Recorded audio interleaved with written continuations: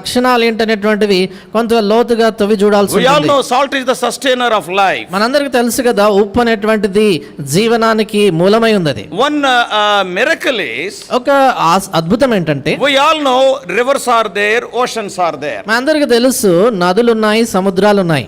Water will be there in both the water bodies. ఈ రెండిట్లో కూడా సముద్రాల్లో ఏంటి, నదుల్లో నీళ్లు ఉంటాయి. Generally, సాధారణంగా the river water is potable, we drink it. ఈ నీటి నదుల్లో ఉన్నటువంటి నీళ్లు తాగేటట్లుగా ఉంటాయి, మనం తాగుతాం వాటిని. But sea water we will not drink because it is too salty. అయితే సముద్రంలో ఉన్నటువంటి నీటిని మనం తాగలేమించదు, చాలా ఉప్పు ఉంటుంది. But when we see carefully, అయితే జాగ్రత్తగా మనం if చూసినప్పుడు, you go to the bed of the river or bed of the sea, మీరు నది క్రింద అడుగు భాగానికి వెళ్ళినా లేక సముద్ర అడుగు భాగానికి వెళ్ళినా కూడా, in oceans you can see forests. It మీరు is the sustainer of life, whereas in rivers there won't be even a tree.